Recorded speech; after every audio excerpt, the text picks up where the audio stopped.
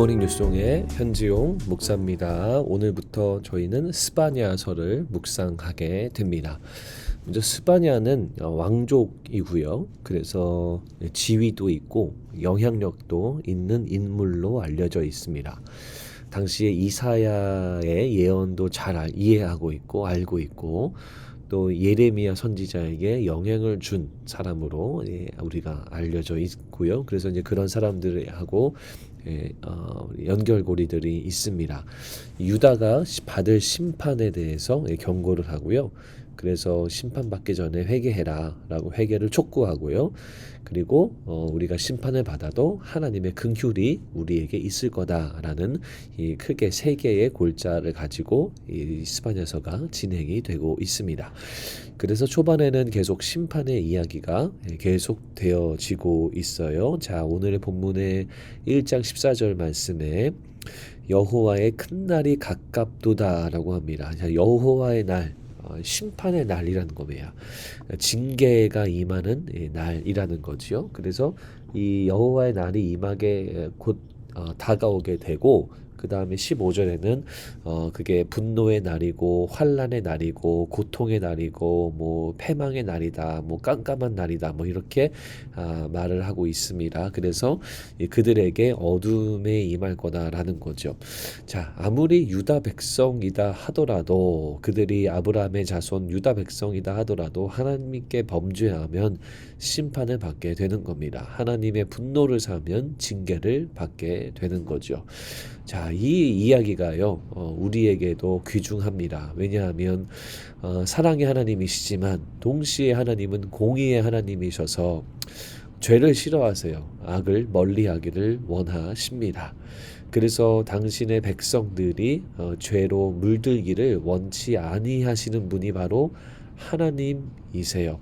우리의 혈통이 어떻고 또 우리가 교회를 얼마나 다녔고가 중요하지 않고 바로 오늘날 바로 이 순간에 내가 하나님 앞에 바로 서 있는가 아니면 범죄하는 자인가 우리가 분별하여 돌아봐야 된다라는 겁니다. 심판을 면할 수 없다면 자, 우리가 어떻게 이것을 피하는 방법이 있을까요? 자, 2장 3절 말씀에 여호와의 규례를 지키는 세상의 모든 겸손한 자들아 너희는 여호와를 찾으며 공의와 겸손을 구하라. 너희가 혹시 여호와의 분노의 날에 숨김을 얻으리라. 여호와를 찾아라라고 말합니다. 징계를 받는 순간 심판을 받을 때 여호와를 찾아라. 자, 하나님이 안 보여서 뭐 찾아라 숨바꼭질하는 게 아니라요. 여호와의 뜻을 행하는 삶을 살아라라는 말씀입니다. 이스라엘 백성들이 했던 범죄함, 우상 숭배하는 그런 마음 이것을 버리고 삶 속에서 하나님의 뜻을 분별하고 하나님의 뜻을 추구하는 삶을 살아야 된다. 이것이 바로 여호와를 찾는 거죠. 그 다음에는요. 공의와 겸손을 구하라라고 말씀합니다. 즉 하나님의 뜻을 겸손하게 받아들이는 거죠.